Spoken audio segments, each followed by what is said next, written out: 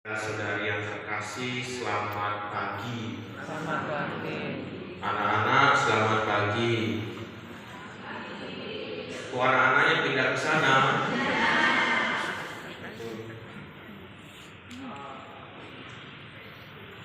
Katanya ada hadiah. Sudahlah ya, nanti aja door prize ya. Yesus bangkit ada door prize loh. Ya. Bapak Ibu saudara-saudari yang terkasih, biasanya kalau ada peristiwa orang meninggal itu entah kerabat terdekat, entah temannya atau siapapun lah yang mengenal bersangkutan biasanya apa? Memberikan kesaksian tentang hidup yang bersangkutan.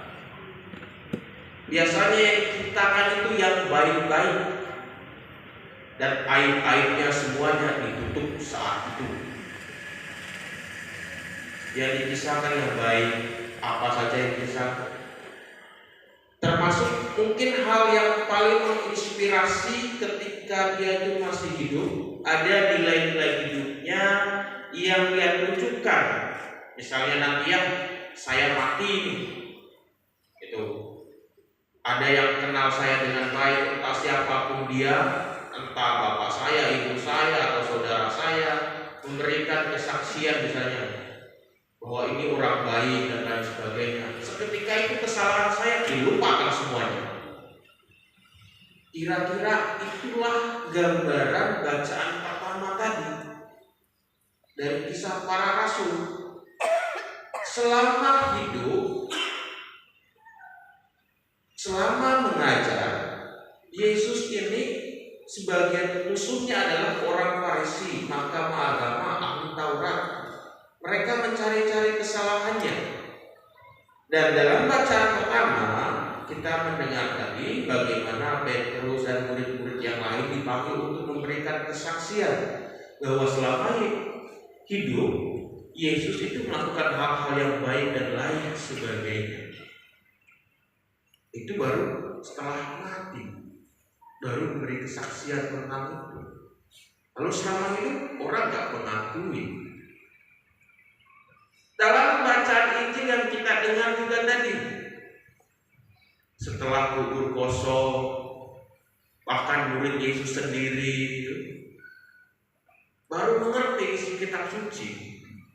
Setelah Yesus bangkit, baru mengerti. Mungkin ini juga memberikan gambaran kepada kita bahwa sesuatu itu bisa kita mengerti kalau sudah terpisah dari kita, dari diri kita. Kalau kita sudah mengalami kehilangan, baru kita berusaha untuk mengertinya. Bayangkan, berarti para murid selama hidup dengan Yesus, selama mengikuti Yesus, belum mengerti isi kitab suci.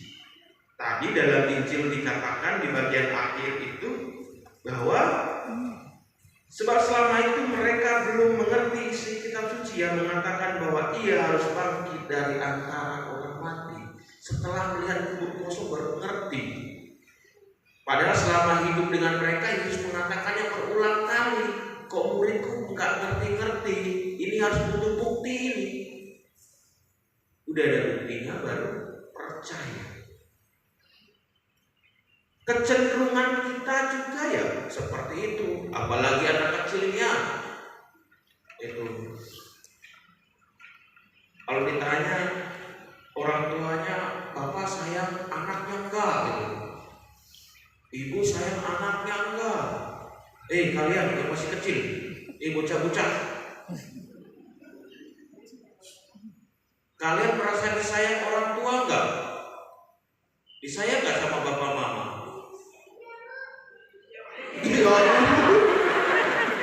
Awas jalannya. Ya, Bu. Ini bukan daster ya.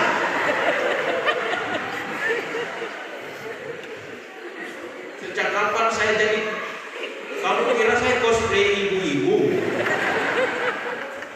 Mentang-mentang saya cerewet ya. Saya tidak sedang cosplay mamamu ya.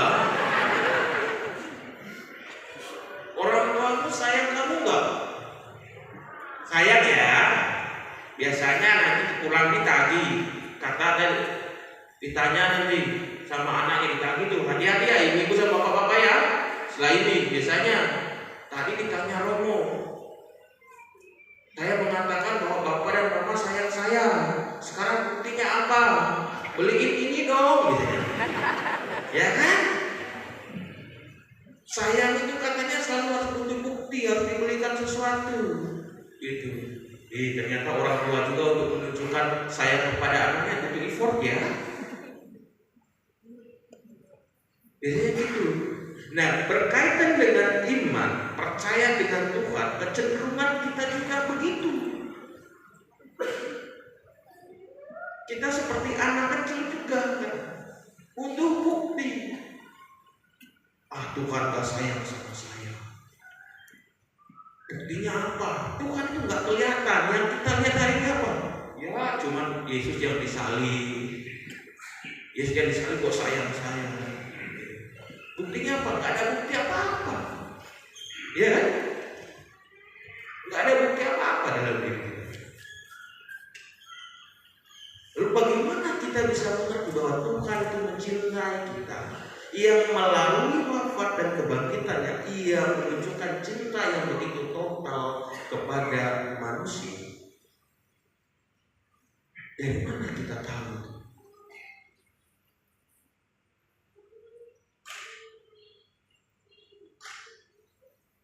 Kita tahu itu dari sepanjang perjalanan hidup kita, mulai sejak kita lahir sampai hari ini.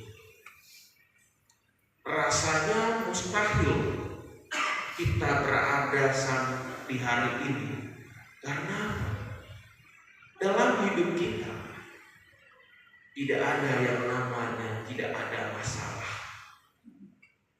Masalah itu datang silih berganti.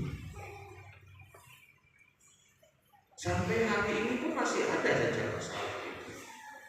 Loh Romo, waktu itu saya belum mengimani Kristus. Bagaimana saya tahu bahwa Kristus yang menyelamatkan saya, Tuhan yang menyelamatkan saya? Percaya atau tidak, Anda mengimani atau tidak saat itu? Saya kira seperti para muridnya. Semoga hari ini mengerti isi kitab suci. Kalau dilihat-lihat, pengalaman yang paling susah sekali kita bisa melewati, entah bagaimana caranya, entah siapa yang menolong, tapi itu juga yang mengantarkan kita sampai hari ini. Ketika kita terpisah dari Tuhan, baru kita menyadari betapa pentingnya peran Tuhan dalam hidup kita, seperti para murid tadi.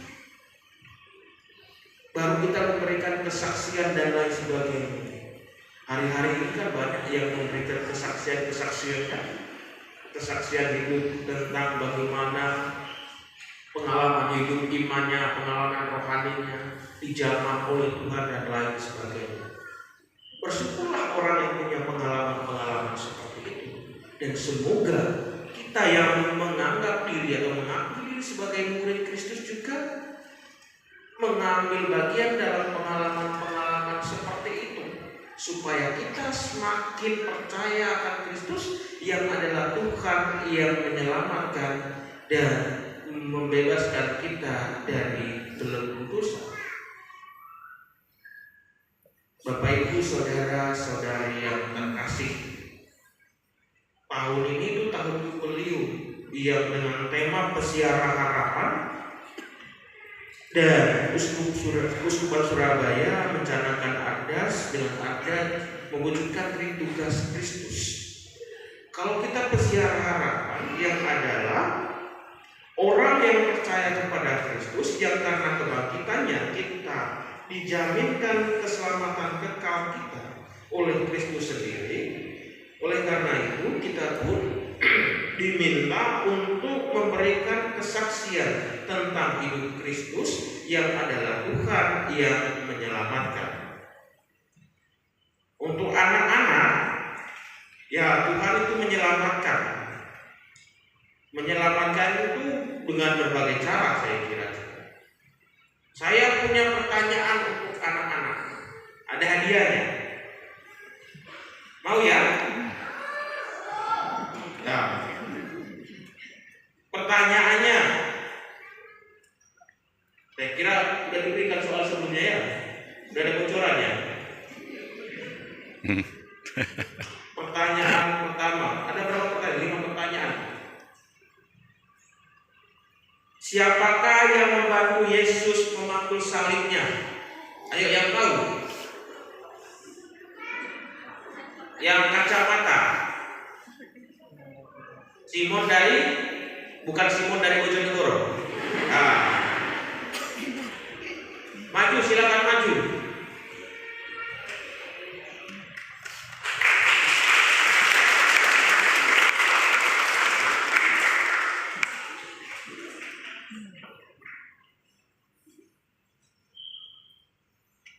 Nanti Fatri yang bagi hadiah ya. Pertanyaan yang kedua,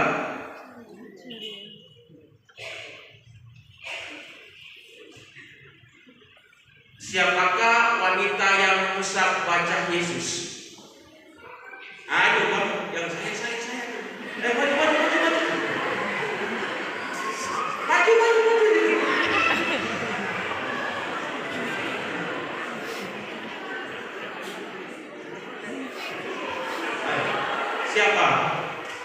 Siapa yang mengusap wajah Yesus? Hah?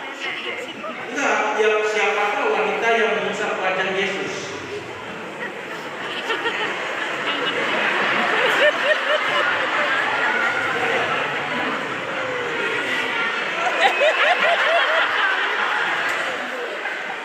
Enggak tahu dia ternyata.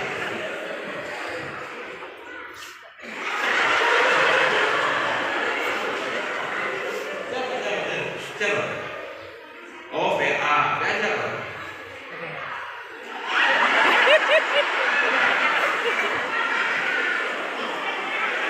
Nggak tahu ya, yang lain. Kalau dia nggak tahu nggak apa. Paling dapat hadiah ada. Siapa? Ayo siapa? Ayo yang tahu.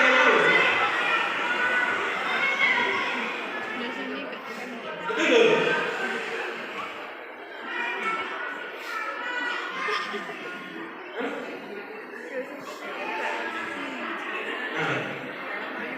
Veronica, bukan PA ya?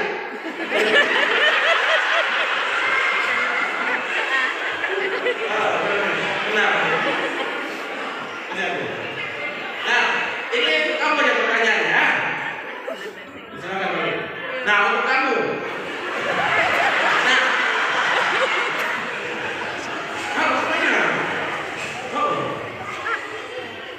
Iya. Yaudah, kamu jangan di situ, kamu tanya dulu. Saya tanya kamu, ya. Nah, ini pertanyaan untuk kamu. Siapa nama Romo yang tinggal di rumah yang dulu, paling depan? Siapa? Kalau siapa namanya? Romo apa? Romo Katijar. Itu kakekmu ya?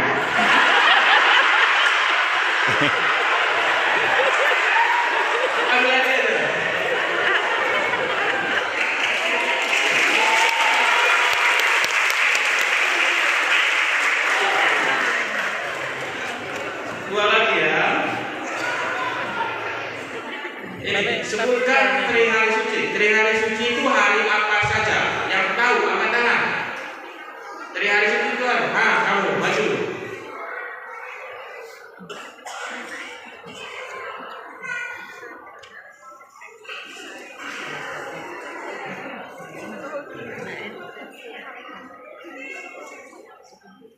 Ayo.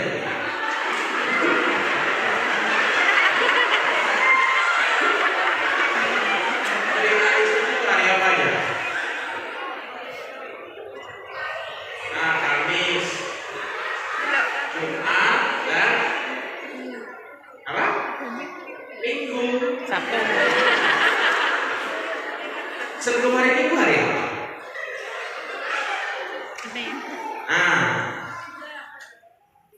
Jadi hari suci hari apa?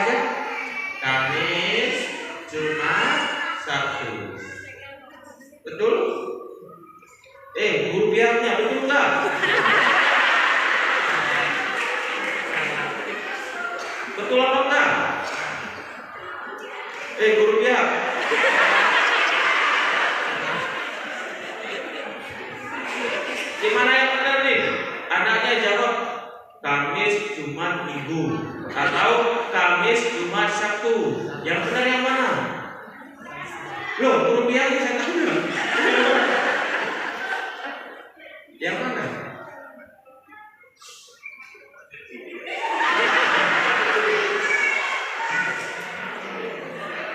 Yang benar deh.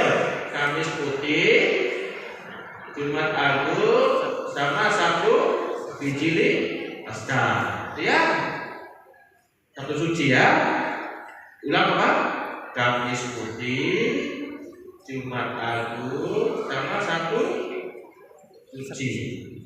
Silakan ambil hadiahnya ya.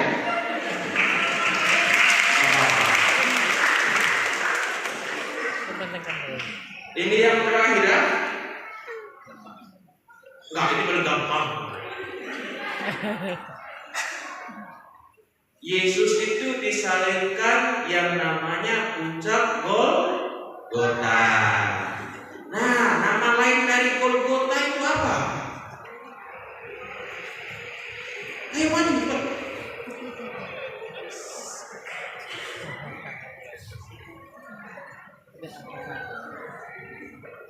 Mau kemana? Ke Golgota. Ya, namanya apa? Tempat tengkorak, betul? Betul, silakan ambil.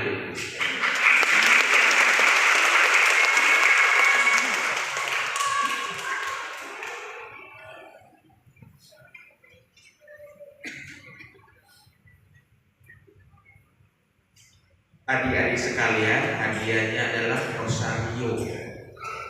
Ya, rosario itu digunakan untuk berdoa. Doa apa? Doa rosario. Doa rosario itu di dalamnya juga ada peristiwa-peristiwa yang mengenangkan juga tentang wafat dan kebangkitan Kristus. Itu peristiwa apa namanya? Ada peristiwa sedih, peristiwa apa lagi? Mulia, ya. Kalau selama masa Paskah kita mendoakan, mendaraskan doa rosario, peristiwa apa? Peristiwa mulia. Karena Tuhan telah bangkit, Ia telah dimuliakan oleh karena Dia telah menyelamatkan kita semua. Ia turun ke alam maut untuk menyelamatkan manusia. Dan semoga kita semua juga yang ada di sini, yang adalah murid-murid Kristus, mengalami kemuliaan dan kebangkitan seperti yang dialami oleh Tuhan sendiri. Tuhan memberkati.